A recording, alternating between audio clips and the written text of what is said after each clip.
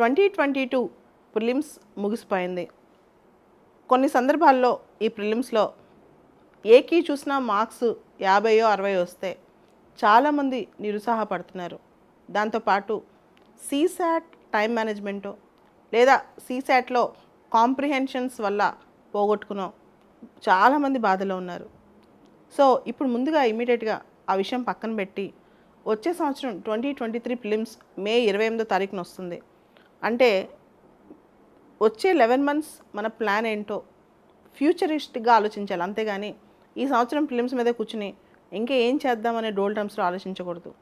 So ఎవరికైతే prelims కంప్లీట్గా రాదు, నాకు చాలా తక్కువ మార్కులు వస్తున్నాయని ఫీల్ అవుతున్నారో ఇమీడియట్గా నెక్స్ట్ ఇయర్కి ఎలాంటి వెపన్స్ తయారు చేసుకోవాలో ఆలోచించండి. ముఖ్యంగా ఈ సంవత్సరం ప్రిలిమ్స్లో మీరు చూస్తే కొన్ని సబ్జెక్ట్లో కంప్లీట్ బేస్ పాయింట్స్ అడిగంటే పాలిటీ సబ్జెక్ట్ చూడండి, చాలా స్టాటిక్ క్వశ్చన్స్ అడిగారు. అదేవిధంగా ఎకానమీలో static plus applied current affairs ఉన్నాయి. అంటే యూపీఎస్సీ రాను చాలా ఇన్డెప్త్ నాలెడ్జ్ టెస్ట్ చేస్తుంది ప్రతి సబ్జెక్ట్లో. ఎక్కడి నుంచి ఎలా టెస్ట్ చేస్తుందో అర్థం కావట్లేదు. కొంతమంది అంటారు అసలు కరెంట్ అఫైర్స్లో క్వశ్చన్స్ రావని. ఈ సంవత్సరం ఒక 12-13 క్వశ్చన్స్ డైరెక్ట్గా కరెంట్ అఫైర్స్ క్వశ్చన్స్ అనమాట.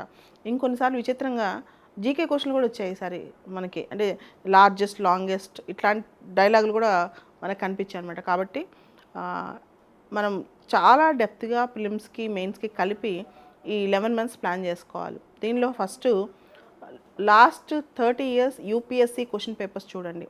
నాట్ ఓన్లీ క్వశ్చన్స్ కింద ఇచ్చే ఆప్షన్స్ ఉంటాయి కదా, ఆప్షన్స్ కూడా స్టడీ చేయండి. ఇది ఫస్ట్ పాయింట్ ప్రిలిమ్స్ కోసం చేయాల్సింది. సెకండ్ పాయింట్ ప్రిలిమ్స్ కోసం మనం చేయాల్సింది ఏంటంటే లాస్ట్ 3 months నుంచి, అంటే మనకి ఇది జూన్ కదా, మార్చి నుంచి కమింగ్ ఏప్రిల్ వరకు ప్రతి కరెంట్ అఫైర్స్ని దాని రిలేటెడ్ స్టాటిక్ని మనం ఇన్డెప్త్గా అనలైజ్ చేయాలన్నమాట. ఉదాహరణకి యూనిఫామ్ సివిల్ కోడ్ బాగా న్యూస్లో ఉంది. అసలు uniform civil code directive principle గురించి అక్కడికి వెళ్ళిపోవాలి, ఆర్టికల్ 44 దాకా వెళ్ళి చదువుకోవాలన్నమాట.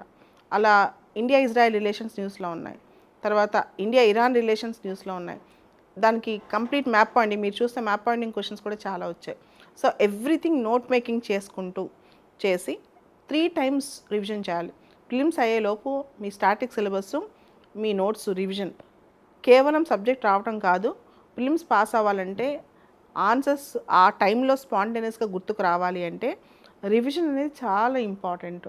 దాంతోపాటు యూపీఎస్సీ ప్రిలిమ్స్ రాయాలంటే కొత్త టెక్నిక్స్ కూడా నేర్చుకోవాలన్నమాట. అంటే వాడు only 1 is true, only 1 pair is true ఇట్లా ఇచ్చినప్పుడు మనం ఎలా థింక్ చేయాలి, విచ్ ఈజ్ నాట్ కరెక్ట్ అన్నప్పుడు ఎలా థింక్ చేయాలి, ఇవన్నీ చేయాలంటే యూపీఎస్సీ కండక్ట్ చేసే మల్టిపుల్ చాయిస్ క్వశ్చన్స్ ఉండే ఏ పరీక్ష అయినా సరే ఆ ట్రెండ్ని మనం పసిగట్టాలి. అంటే సిఏపిఎఫ్ ఎగ్జామ్ కానివ్వచ్చు, లేకపోతే సివిల్ సర్వీసెస్ ప్రిలిమినరీ ఎగ్జామ్ కావచ్చు, assistant provident fund commission exam కావచ్చు, ఇట్లా యూపీఎస్సీ కండక్ట్ చేసే ప్రతి ప్రిలిమ్స్ ఎగ్జామ్ పల్స్ మనం పట్టుకోగలిగితే కనుక ఈజీగా నెక్స్ట్ ఇయర్ కన్నా వచ్చింది. సో జరిగిపోయింది వదిలేసి నెక్స్ట్ ఇయర్ ఏ విధంగా చేయాలనేది ప్రతి సబ్జెక్ట్కి, అంటే every day planning, every week planning, అంటే micro planning and macro planning ఈ రెండింటిని కంబైన్ చేస్తూ నెక్స్ట్ ముందు ఇప్పుడు వరకు డిసెంబర్ వరకు ప్లాన్ చేసుకుని డిసెంబర్ లోపు 2 రివిజన్స్ అయ్యేటట్టు, ఈవెన్ మెయిన్స్ కూడా నెక్స్ట్ ఇయర్ మెయిన్స్ రాసేటప్పుడు ఇయర్ మెయిన్స్ పోయిన వాళ్ళు, ఇయర్కి ఇంటర్వ్యూకి వెళ్ళి పోయిన వాళ్ళు కూడా నెక్స్ట్ ఇయర్ మెయిన్స్ మీకు కంప్లీట్ చేస్తారు కాబట్టి, అంటే 2022లో రాసేవాళ్ళు 2023లో కొంతమంది కంప్లీట్ చేస్తారు కాబట్టి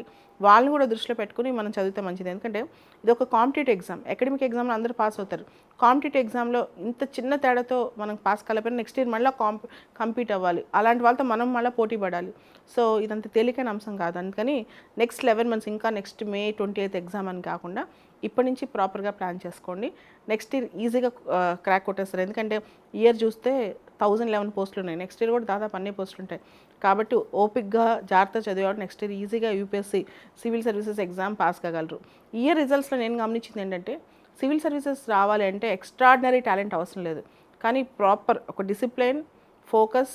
డిసిప్లిన్ చాలా మందిలో చూశాను, ఇయర్ వచ్చిన వాళ్ళు హార్డ్ వర్క్ అండ్ డిసిప్లిన్ చాలా మందిలో ఉంది. మీరు కూడా అదే అలవర్చుకుంటే కనుక సక్సెస్ నెక్స్ట్ ఇయర్ ఈజీగా వస్తుంది.